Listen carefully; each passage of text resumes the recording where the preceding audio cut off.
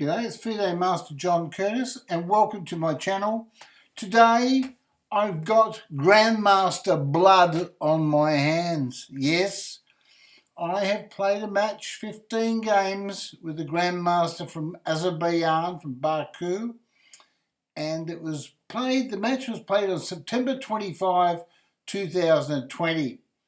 Now I wouldn't go back that far, only that on my Twitch channel and on my YouTube channel, I continually get dozens and dozens of people asking me the same question: have you ever beaten a Grandmaster? So I'm going to present to you today a 15-game match with Grandmaster AZICOM. That's his handle on chess.com. His actual real name is Grandmaster Azir Mirzoev from Baku in Azerbaijan, and he's a very capable Grandmaster. Today, when I researched his current rating, he's 2,660 on chess.com in Blitz, which is a very handy rating. It's just short of Super Grandmaster, is it? 2660, 2700, yeah. Anyway, he at the time I played him, he was 2,590. It's only 10 points short of 2,600. So he was a very, very, very capable opponent.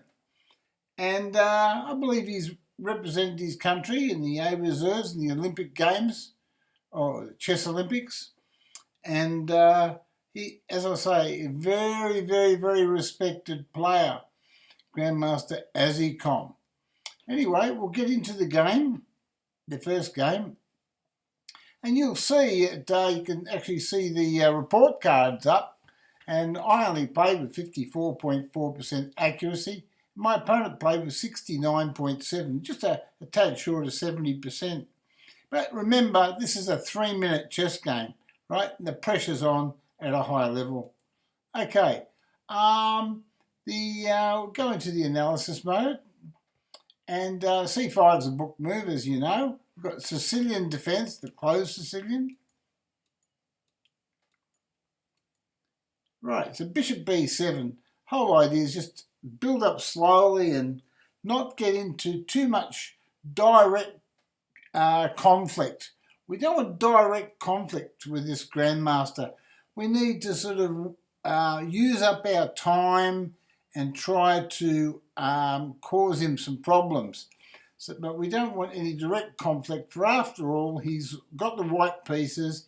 He's already got a really miniature little advantage having a white. And what we need to do is to get in the game, be involved in the game somehow. So that's what we plan to do. And even at this early stage, we can see that Grandmaster AZICOM, or Azir, what Azir's done is he's played g4 with the idea of just monstering me on the king side with a slow but very crushing positional attack with g4 followed by g5 and basically just coming at me. So my plan was to expand as well on the queen side. And here I go, b5. He castles. Now, he's got the expansion on the king side, but he's also castled on the king side, because it'd be wrong of him, very amiss of him, to castle on the queen side where I'm starting to push all my pawns. So he castles on the opposite side, right, where his king's offered some protection and probably some attack too. So he's got a bit of the both worlds. So that's his idea. So I hit his knight and he went back. So I've got a bit of expansion, but I've got no development. White's got much better development. As you can see on the bar on the left-hand side of the board, he's exerting so much pressure that he's got a big advantage. So time to get my pieces out. At last! So we block. He plays f5 here, right? He gets a star move, best move. And we decide to block. We don't want direct conflict with this guy, okay? Imagine these nations that haven't got nuclear weapons. Well, they don't want direct conflict with the United States, so That's what they do. They do all the other little niggly little bits behind the scenes. Well, chess is like that too. There's a lot of applied psychology and a lot of niggly little bits. And I hope to niggle him as much as possible in this game. So I played queen to b6, threw my queen over the other side of the board. I thought, oh my God, he's coming at me. I need some escape squares for my king. So at least if worst got to worst, I could always just castle, couldn't I? So I played knight e7. The whole idea is to go to c6. There it is. And try to keep those black squares contained on the around the centre in d4. So he plays c3 because you know what he wants to do? d4, of course. So I played bishop e7. He plays his d4. And then the engine says I should take the rotten thing. But honestly, I couldn't be bothered. I was more concerned about keeping the position closed rather than opening it up. And I was happy he closed it. So I went back. And then he played c4 and closed it some more. And I thought, you B-U-T. But I thought, how am I going to get that knight out? My knight here can't go here, can't go there. And if it comes here, well, it can't go there. It's not going to do much blinking good here, going here and here, because the pawn might be here waiting for it, and then it can't move anywhere. So I thought, I know what I'll do. I'll sacrifice a pawn.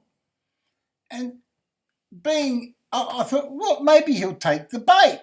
And does he take the bait? Well, you'll soon find out. Take the bait. Like, I mean, it's like a debate is a speaking contest, isn't it? Take the bait. I mean, really, I didn't really word that quite well, did I? But anyway, he takes the pawn on a4, and really, White's got a crushing game. The old super grandmaster here. As I say super grandmaster because nearly 2,700 today rating is. He's only a tad short of 2,700. So I play knight to c6. And now my knight's active. And that was the plan. I gave up a pawn for an active knight. And so I put the knight down his throat. And I thought my logic behind it was if I can just somehow, get my position moving, right, and control black squares, and he's going for the white ones. We could even end up with bishops of opposite colours, and I might get a draw. So that's what I was thinking at this stage. Anyway, he plays f6, and correctly so. So I play bishop d8 and redirect my bishop to somewhere else. And then he played knight to e2. Well, that's an inaccuracy according to the chess engine. And bishop to h3 was best, grabbing that diagonal here towards my knight and trying to prevent me, if he could, from castling. Okay? So I took his knight off, and I was happy that he didn't take my knight because now my pawns are intact. I've got a semblance of protection. So he played queen e2, and I thought, well, I'll push the pawn on. That might confuse him a little bit. Certainly confuses me. And at this stage, he's probably just laughing inside, thinking, this patzer. I'll play a3 and I'll circle that pawn and take it off and smash him. And that's what a grandmaster does. So I thought, well, I know what I'll do. I'll just go and attack that little c pawn. And I move back so I can move my knight around, right? Oh, that's right. I tried to distract him over there, and I thought, hey, buddy, you've only got a minute left on your clock. And I thought to myself, well, I've got 58 seconds. And I thought, well, if I can just stay buried in this tomb that he's put me in, yeah, I feel like a pharaoh that's just been buried in a tomb, and he's locked me in and I can't get out. So there's no way I could attack him, is there? Well, you'll find out anyway. So he played rook f2. He's just holding everything, and he recaptured with the bishop. Again, his position's impregnable, no weaknesses at all, and he's got all the space. So I played knight there. And then he should play rook c3 with the idea of taking the pawn off, but he didn't. So I played knight there. Now I've stopped him. So he's down to 51 seconds now. So I'm trying these niggly little moves, and he's saying to himself, I'm a super grandmaster, I'm a super grandmaster, I've got to get this guy, I've got to get him, right? That's what he's thinking. He's thinking, I've got to get him, I've got to get him. But I'm just going to be patient. I've got to watch my clock. This stage he's got 51 seconds, I've got 49. So he plays knight to f1. He's probably just manoeuvring around for time and whatever. So I play rook to b8, and I get a star move, best move. And then he played king to g8, well, g1. So I think, well, maybe he's just preparing to turn his pieces around and then just throw them all at me. But I played bishop a5, and I got a star move. I've activated all my pieces. See, my king is buried underground in the tomb of the pharaohs. And then he plays knight to e3. He should have played queen to d3. I don't know why. Probably just protect the pawns. Maybe await. Oh, that's right. With the queen on d3 here, he could then control that square. And with the rook and the queen, he could stop any queen by me, right? In case I get a queen. Yeah, I should have played bishop c6 and just started pushing the pawn, right? And then he would have had some trouble, right? So if I played bishop there, like the arrow says, and he'd taken back, well, I can push my pawn forwards, can't I? Okay, let's see what happened. He played bishop f1. That's to play he wants to play his rook over here, and his rook up here, and push this pawn there. That's his plan. I think it's a bit slow because I can still run with my king. I can do a little runner over to the other side, but he thinks he's got enough to circle me and chop me head off, right? That's what pharaohs do. They chop people's heads off. Anyway, so I played rook b6, and he played queen there. Obviously, he's powering on, and I started doing the runner. And I was saying to him, without him even knowing it, I'm saying, hey, you got 35 seconds. Super GM, you got 35 seconds to come and get me. If you can't get me, I might be hiding somewhere very deep within the catacombs of my tomb. That's right, my tomb. I'm almost buried. Anyway, so I played king there. Oh, the engine says I should have put the bishop back and attacked his queen. And that would have slowed him down even further, admittedly. But then again, I play quick little... The bishop move from here to here is 2 squares. I moved my king 1 square, right? And maybe 2 squares is better than 1 square is better than 2 because I got no time on the clock. Now we've got 30 seconds each. So there you go. So now I moved my bishop back and I threatened his queen. So, and then he thought that I should have done it last move, so he doesn't expect me to do it now. And so then he gives me the queen. So I thought, yo, bayote. So I took the queen, he recaptured with the knight. So that's right. That's how you beat the Super Grandmasters. He was panicking. He was worried about his clock. He had his plans, and he knew I hadn't hit his queen, so he just left it there. He thought, oh, well, that's all right, then I'll go and do something else. But oh no, Johnny Curtis, I moved the bishop back and I hit his queen, and he didn't see it. So I took it off.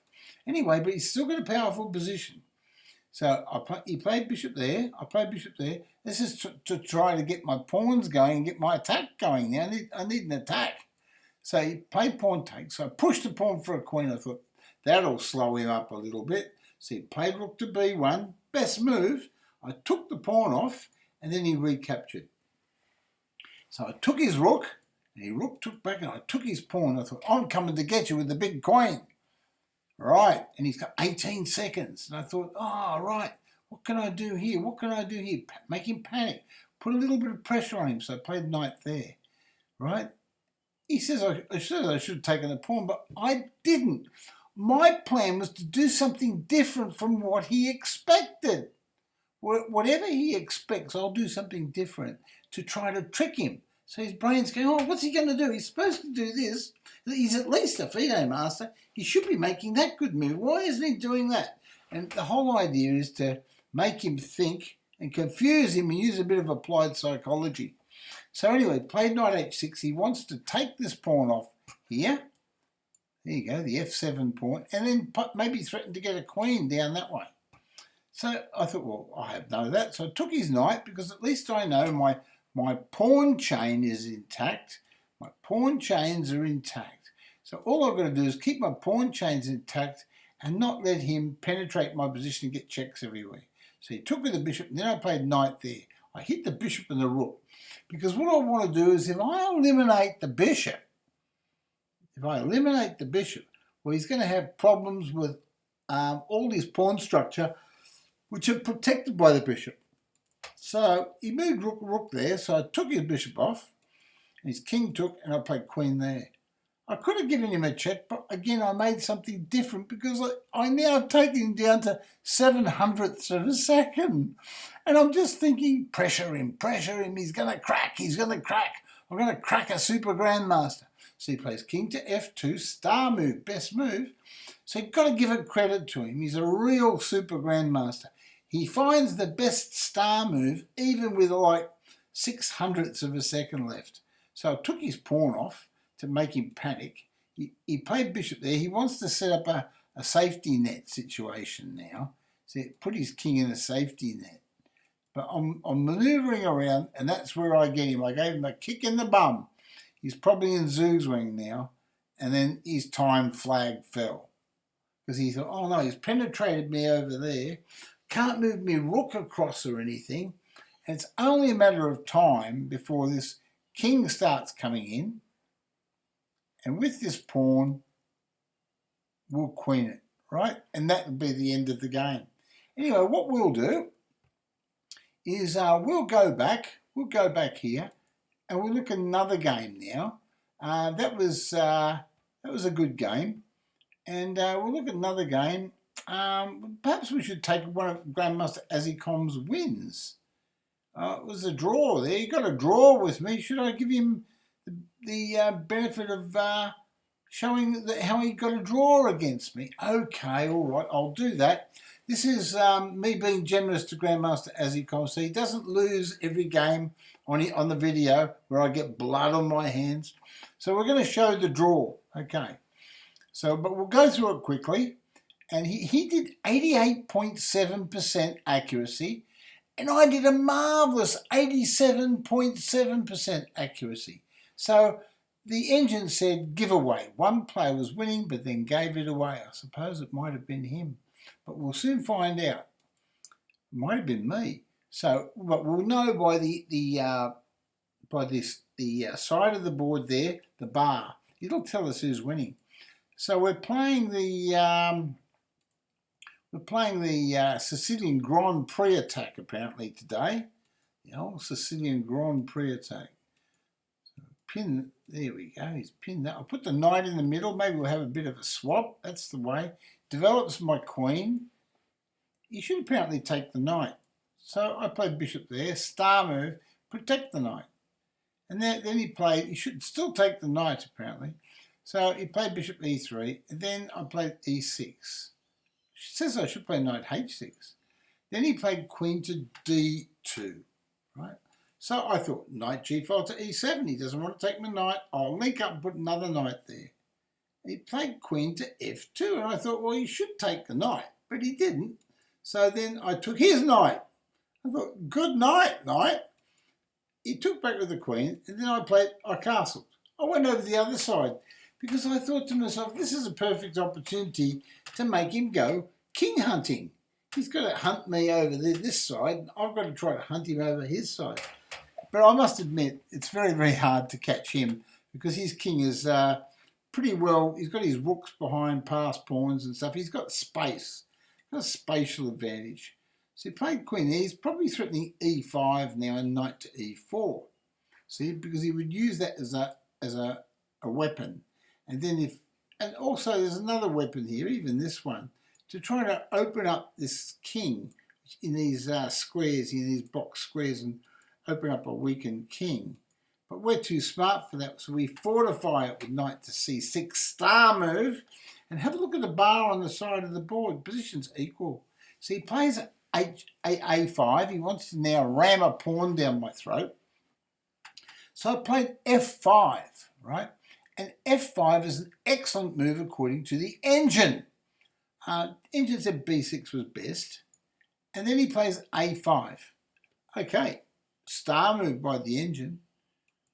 So I should be playing knight to D4, but I played king to B1, 8, and that's an excellent move according to the engine.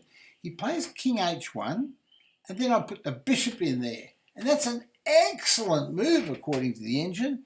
Rook on H file to E8, shown by the arrow, was the best move, but you don't always have to find the best moves in chess. Sometimes, as long as you find really, really good moves.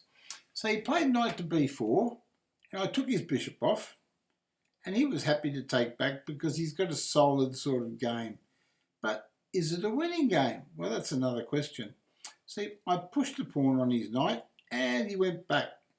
And it's a star move. It's apparently the best move. So I've got a problem. I really would like to play D4, but I can't because the C pawn's on. See, if I push this pawn here, queen can take this pawn. I don't like that. So what do? I put the knight in there on his face. I would do that first. Then he goes back, star move, and protects his pawn. Well, then I play D4, and I think, well, you beauty, I've got me move in. But then he won't leave me alone, will he? He takes the pawn, and then he comes up with a new plan. He's got a new plan now. He's always got a plan. So now he wants to attack me here, and he's found another weakness in my pawn structure. So I played queen to D3 so I can try to hold it all, right? He'll probably just play queen to C6, yeah? And now he's just threatening the pawn.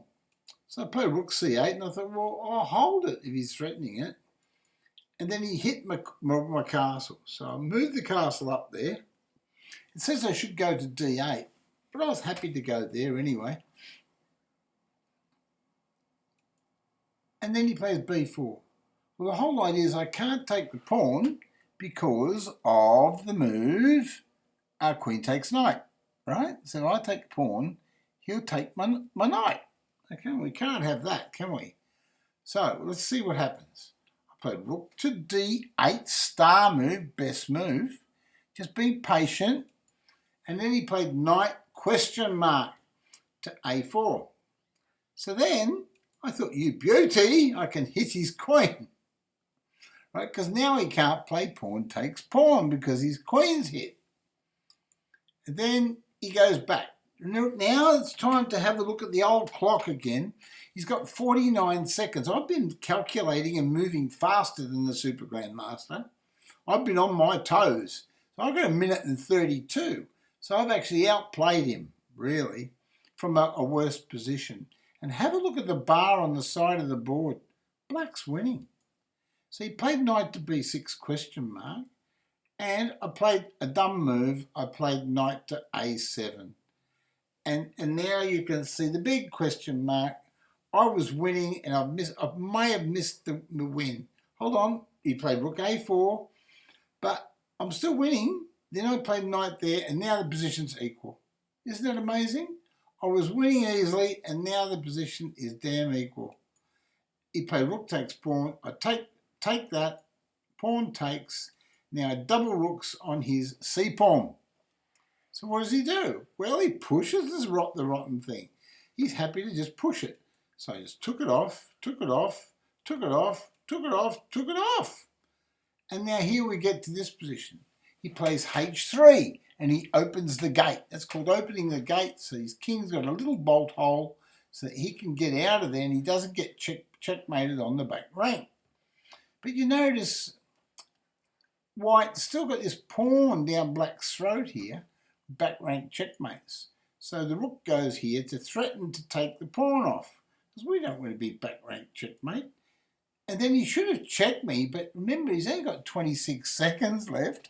He probably expected another move like rook C8, the correct move, and I didn't. I played an incorrect move on purpose, knowing that he'll anticipate my correct move and then he'll play an incorrect move. He played rook B8, rook B1, star move anyway. But I took the pawn off, and then he gives me a check. So I put the rook in, and then he took a pawn, star move. But now it's a completely different game, isn't it? Because I got a rook check, okay? Okay, I got a rook check there. Now let's go back here. In this position, black's actually winning. Yeah, that's right. Black is actually winning. Right? Black's got an advantage. Now, it's amazing to say that because it's a pass pawn, but it's such a small advantage that it'd be very, very hard to win it. So rook takes, queen takes, check, king there, check again, king there, check again, king there, check again, king there, check again, king there, and check again. And there we have a draw against a super grandmaster lightning chess player.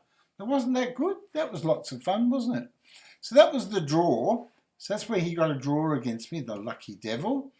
And let's see some more blood. We want more grandmaster blood on our hands, right? We've only got a little bit of blood, just a little bit of blood. And here we are, looking at another game here. And we can, 62 moves. Hold on. I get another one here. I beat him here. I beat him on time there. I was white. Yeah, I got him on time now. I tricked him on time now. I don't want to show you that one where I won on time. I want to outplay him and win on position. Yeah, well, this is not a bad game here. We'll look at this one. And here we go. GrandMaster AZICOM is white. Yeah, we give him the white piece. We've got to give him some sort of start. He's only a super grandmaster. Anyway, so we'll play b6. Again, we're just playing this quiet. We find it's very, very successful against these guys. They've only got 3 minutes to get you. They're going to work out how to come right around the board and come and get the king. And it's not easy in 3 minutes, especially if you know how to defend well. If you're a good defender and you control certain squares, it's not easy for them. So anyway, so he played f3, wants to play a quiet system and build his position, as GMs do. So I thought I'll bring a bishop out there with the idea of bringing my knight out. Anyway, he played knight g5, e2, star move. So I played knight f6. I thought, well, that's all right. I'm happy to do that. And then he played a3. Well, I thought bishop e3 was better. The engine says h4 is better. Yeah, because he should be rolling his pawns on his king against my king side here. And he's not doing it. So he's busy chasing my bishop. So I go back and I get a star move for going back. Star move. So I'm doing really well. Very proud of myself here. So anyway, he plays knight g3 because his knight was blocking his bishop, wasn't it? His bishop couldn't come out. But now he's unfreed his position, and the position's equal according to the bar. So I played d5, he pushed the pawn, and then knight to d7. Star move. So the whole idea is I've got to get counterplay with c5 and start doing something in the centre before he gets a roll on. Now here I'm ignoring this f5 move, and I just played bishop a6. And suddenly, with that bad move, one bad move, look at this. Look at the bar on the side of the board. White's killing me now because I made one bad move. Okay. But say, for instance, I played here, what would have happened? Oh, black would be winning. No, even. The engine's not sure. About even. So there you go. So g6 was probably the best move. Second best move. But anyway, I play the a6, and then I'm losing. So he played bishop e3, so I took his bishop, and all I'm doing is I'm developing. I've made 2 moves to develop his position and get him to threaten f5. Well, it's not very bright, Johnny Curtis. So I played g6. I finally played it, but it doesn't stop pussy. It doesn't stop pussy. He can play f5, and if pawn takes, he can play knight takes pawn. Because he comes in so quickly with the rooks and the queen going over here, and then castling, and then the rook over here, and then they're bearing both rooks down there. I mean, it's awful. Anyway, so I saw it. He didn't see it. So, or he's being more cautious. Right? He could be being cautious. He doesn't want to lose to a FideMaster. He's already copped a draw and maybe a loss or 2. I'm not sure. Anyway, So I pinned his knight, he castled, went queenside, right? So he's got a nice safe position, no problems. So I took his knight. I should play knight c6, but he recaptured, so I played h5. And the whole idea is to stop that g4 move. So I moved the rook across, because I'll tell you what he was threatening. He was threatening pawn here, and then I'd be busted. I'd be busted wide open. I'd be busted like a watermelon cracked by a blinking guillotine or something. Anyway, so he plays g4 anyway, so I take his pawn off. And now I've got to get my bits out. So I played knight c6, the wrong move. I should have played knight to the 7th, to the 8th rank here, to f8, to stop his rook penetrating, right? And stuff like that. So he came in. So now I should still chase his rook out. And then I played knight there. And he played bishop there. And now he wants to pin me. So I hit his rook. And then he ran back. He ran away. But he's always running away to play another day. So he's probably getting ready to double rooks and come and get me. But notice the black bar on the board. I'm not losing by as much as I used to lose before. I'm only losing by a little bit rather than a real lot. The white bar is not as far down, pressing his knee on my back of my neck or anything like that. And after all, I'm after GrandMaster blood, right? I'm the one that's supposed to be causing the upset. So he plays queen to f3, and clearly he's winning. He's got a massive threat of g4 and f5. It's a big threat. So anyway, so I played g4 myself just to confuse myself and confuse him. Now he pushed the pawn, right? Now this is an interesting move because I'll show you what I did. I moved the knight back. Now I knew, I set a trap, you see. I set a trap. The trap is this. If he pushes the pawn here, if he pushes the pawn there, I could take it off, right? And if his pawn takes back, I pawn fork. See, I'm attacking a queen and a rook. So that was the little trap that I had for the Super Grandmaster. And it makes him use time. So he saw it all, but he used time. So he's down to 2 minutes and 9 seconds. So all we've got to do is keep setting little baby traps. So he takes the pawn off and knight takes. Now he wants to do a knight tour. It's called the knight tour. He wants to go here and then go in here with a big check. But that knight there would be checkmate. So I've got to be wary of that. So I played knight g6, okay? Then he played knight there. So I should play knight to f8. That's right, or knight to h7. That's right. But I didn't. Did I do that? No, I didn't. Ah, silly, mate.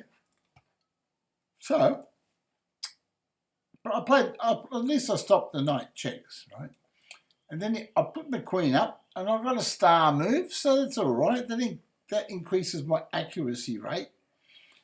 And then he played bishop e3. He's trying to improve his position slightly so that he can come in and monster me, basically. And so I castled and ran away to the other side of the board. See, just when they're building all the tension on the king side of the board, you run your king over to the other side of the board. And that's why I delayed castling. And delayed castling is a good technique for that very reason. Anyway, he's threatening a pawn, so what do I do here? Well, I decided to take a pawn, didn't I? I thought, well, I'll just confuse him some more. He's got 1 minute and 50 seconds to beat me.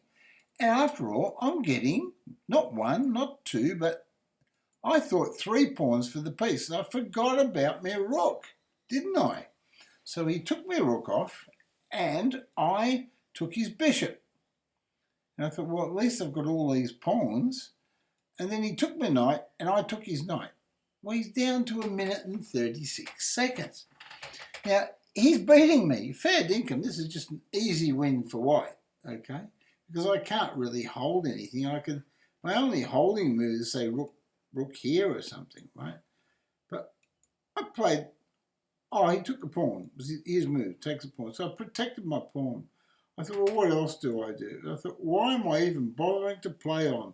So I played c5 because I thought to myself, he's just going to swing his rook over here, put his rook down here, and wins. Right? That's how you do it, right? But he's got minute 33. He takes the pawn off. He's a greedy guts. Greedy guts super grandmaster. So I thought, well, I'll just push pawns. I thought he might not expect me to do that. So I got 4 pawns. And he's got 3 pawns and a rook. And he's got 1 minute and 27 seconds to beat me.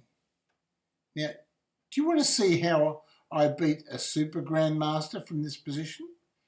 Ask yourself, how do you beat a super grandmaster in 13 moves from this position? Well, the truth is you don't. You don't beat them. But I'm going to show you what happened. He hit my pawn, so I pushed my pawn forwards, right? As you do. So he took my pawn, so I moved my king up to protect my pawns. I've only got 3 pawns. I've only got 3 pawns, right? So he's pushing for a queen. He says, you've only got 3 pawns. So I pushed a pawn forwards. And he says, well, you've only got 3 pawns. And he says, well, I can stop them with my king. And he's right, he can. So I pushed a pawn, right? And then he pushed a pawn. Now he's got 1 minute and 14 seconds. So I pushed a pawn and he thought, well, I'll just push a pawn. So I pushed a pawn, question mark, the engine questions my move. The engine questions my move. And then he took it off. So I took it off and then he pushed a pawn for a queen. But that's how you beat a super grandmaster. Because he can't stop the pawn check. And it threatens checkmate, doesn't it? So even though I was all that material down, I was totally dead lost. I just pushed my pawns against the super grandmaster and kept attacking him. I just kept pushing everything at him. Everything I could push, I pushed at him, right? And, oh, thank you, Legend of Cornwall. Anyway, so I pushed the pawn at the super grandmaster. And then he played rook to b2 check. This is GrandMaster AZICOM, Azir Mirzoev from Baku, Azerbaijan. And the match score was 10.5, 4.5 for the grandmaster. But 4.5 points off him, that's blood on my hands, it really is. Anyway, he checked me. And I played king to d6. Right. And then what happened? Okay. So then a rook checks. Okay. So I played king back. And I thought, well, what are you going to do now? So he moved his king. So I got a check. That was the wrong move. So I got a check. I mean, wrong move for him to not keep doing the perpetual check. And so now he moved his king. So I moved the queen up there to stop the queens, right? So you can't make a queen with the pawn, okay? You can't make a queen with the pawn. But now he's down to 42 seconds and he's panicking. So he puts his rook behind the passed pawn to make a queen. And I gave him a big check. And that attacks his rook. And then he flagged. He resigned. And I beat the super grandmaster AZICOM. What a game. What a game. Anyway, we're going to have a look at one more game if we can.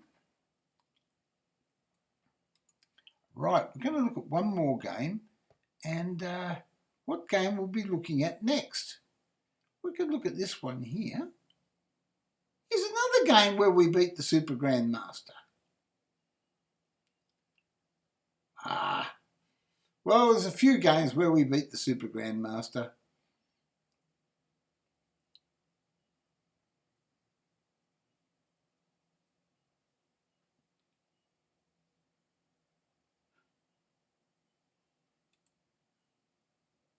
This is another game where we beat the super grandmaster, I believe.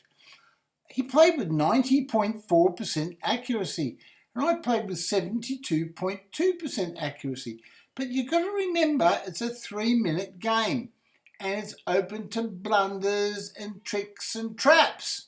Okay, so I played G3. And he played C5. And I played Bishop G2. And all book moves through here. All book moves. Right. And now he played knight there. And his plan is to just develop his pieces. And I go on a knight tour. You see my knight? There it goes to E3. And finally it goes to D5. That's where it was always intended. So my knight has moved from here to there, basically, diagonally. It moved like a bishop, but it's on a good square now, much better square than it was on before. And so that was the plan. So he hit me, he's pinning me, so I thought, well, I don't like that. So I took his knight off, and now if his knight takes, he drops his B pawn, right? Because my bishop is attacking his pawn. Okay, so what does he do? He plays queen takes. So what do? I play A3 because I don't know what else to do in this position because he's got me all tied down here on the king side. So he played queen D7. Now he's threatening bishop to H3 and changing bishops into getting an attack. He's probably going to play G5 and G4 and all these nasty things. So I thought, well, I know what I'll do. It's lightning chess. I'll distract him. I'll do something on the other side of the board to make him turn around and say, hey, what's going on? What's going on? What's he doing this for? He can't give the Super Grandmaster a pawn. So he says, well, I'll take everything I can get. So he went and grabbed the pawn, right? Thinking he's got full domination and square control. So I played queen there. Now I'm threatening his queen and his horsey at the same time. So I get a tempo that his knight goes back. So at least I got something out of it, right? A little bit of pressure. So I played bishop to A3. Not a good move, but my plan was just to play knight to E4, and maybe I can threaten to take his pawn off. Not very bright, really bad plan by me. But again, you've only got 3 minutes. Then he plays this move. Oh, the engine says it describes this game as very intense and that saved by the clock, it says, right? So pawn takes, hits the bishop, bishop takes, takes the bishop. Rook takes, the clock's ticking. Knight to E4, we're threatening that pawn there on D6 now, remember that pawn? He took my central pawn, and so now I played rook hits rook. Plan being, rook takes rook, and now pawn takes, right? You couldn't take with the knight because I could take his queen. Taking with the knight was the more natural move, but he couldn't do it, right? So I played knight takes pawn. Star move, best move according to the chess engine. And then he played bishop F8. I thought, oh, what do I do here? So I pushed the pawn on there to C5 to protect my horsey, right? So he played rook to D8 question mark. After all, 3-minute chess. I've got 2 minutes on my clock, so I'm playing faster than the Super Grandmaster, trying to whip up time, whip up pressure on him to get him to crack, right? And then we played queen to B4, 5, and then we just got his little knight pinned, and then we thought, well, what are we going to do now? So we moved the knight away. We should have given him a check, according to the engine, but I wanted to give him a check here and threaten his queen. I thought, well, he might overlook it. Keep him under pressure. He's got 1 minute 25. So I moved over there, hit his horsey on the other square, because obviously, even if he could take my horsey, then I could take his horsey, and again, we'd get into a counterbalanced sort of game, right? Where he's doing one thing and I'm doing another thing and the clock's ticking down. So he plays queen d5. Now he's on he's got a really great centralized position. It's the sort of position you should never lose. So I played h4, star move, protecting my knight, and I could have played queen there too. I could have played queen there. I didn't like it. Pawn takes pawn. So he's just re-establishing his dominance and control. So I played rook e1. It's the only open file on the board. And down comes the pawn. He wants to push the pawn, so I move the bishop back. And I thought, well, I'm going to slow you up again, buddy. I'll slow you up wherever I can. Now, really, he could just play c4 here and win easily, like pawn here. And then connect the pawns, just threatening pawn here. And he could do that, but he played knight to d4, and I thought, you beauty! I said, you beauty! And I ripped that pawn off real quick. Because he's down to 50 seconds. He's thinking, oh, hold on, I've got to beat this guy. I've got to beat this guy. He keeps getting resourceful and hanging in. So I played queen e4. I thought, well, I'll centralise. I took with the rook, and he pushed the pawn. And I thought, you beauty, I'll play king up, because now there's no rook check down the back, which takes my bishop. And so if there's no rook check down the back, rook check down here to take my bishop, well then, because my king's up, then my bishop can run away over here or run up there or something, and then when he's pushing the pawn down, even if he finally gets there, I can take the little bugger off. So he pushed the pawn on. So now he wants to play knight here and force the pawn through. So that's his plan. I thought, well, I'll just confuse him with science, hit his rook and his knight at the same time. Right, so he took the knight, rook takes, now his rook comes down the back, but it's not with check because I moved my king up, didn't I? So now I moved my bishop, and then he puts his queen there. He should have played bishop hits bishop. That was a better move. And then now I just take his queen, rook takes, and I play rook pins his bishop. Now we're down to 30 seconds. So what's the psychology behind? Watch the psychology in this game with the 30 seconds. So he plays rook to the 7th. He's protecting everything he's got, and he thinks, well, I can't drop anything. I can't drop my load. So I play rook behind the passed pawn to stop him pushing his pawn, because he's got to win in 29 seconds. How does he do it? King G7 he plays, right? Star move, best move. So the grandmaster, super grandmaster, he finds the best move even with 28 seconds, with a fraction of a second on the clock.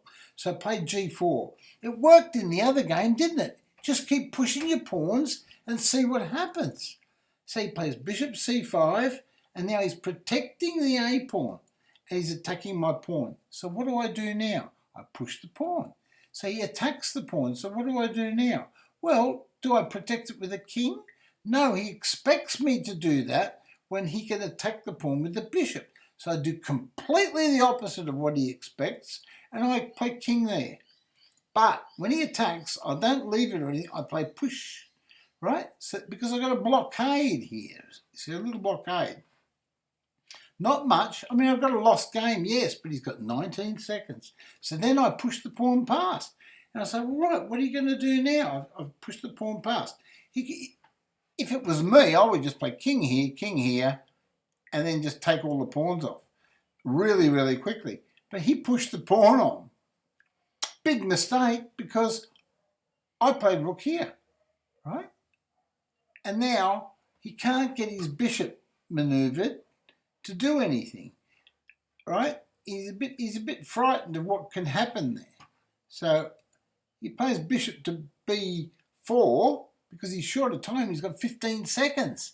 He's got to get a checkmate. And I've still got a rook on the board, and his pawns are not queening. So now I stop his pawns from moving. All his pawns are stopped from moving all over the board, and he's running short of time, down to 9 seconds. So I play h5 now, and then I try to confuse him on that side of the board. Now he probably expected me to push the pawn on the rook, but I didn't. I gave him a check instead, just to confuse him. And then he has to move his king back, right? So again, he's still got no progress, can't move any pawns, and he's got 5 seconds left on his clock, right? So I checked him. Yeah, that's exactly right. In this position, you would think that you would push the pawn on his rook, right? And exchange his last passed pawn, his H pawn, right? But no, we don't do that. We just give him a check to confuse him, and then he plays his rook back, and then we move our rook back. We say, well, right, you've got 4 seconds now. You used up a whole second, so what are you going to do now, Super Grandmaster? So he moves his rook up there to attack my pawn.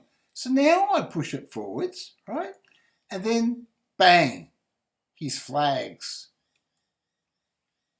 He resigns. He knows he can't win this game in 2 seconds against the FideMaster, the magician, little Johnny Curtis. He can't beat me in 2 seconds.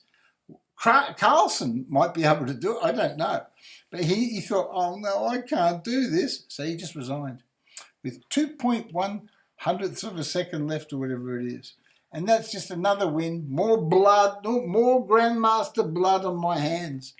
That's as the video says. So I'm sorry that I haven't got the other access to the other games where I played the guy that beat Hikaru in a match. Then he played me the next day. In the first 12 games, I won the match. And that was against the Super Grandmaster from the Philippines. Anyway, but that was another time. I hope you enjoyed this video. Please subscribe, hit the thumbs up if you like it. And what I'll do is I'll post more videos. And if you subscribe free to YouTube, you'll get notifications of more of my videos. Thank you again, and bye for now, and love you all. Take care.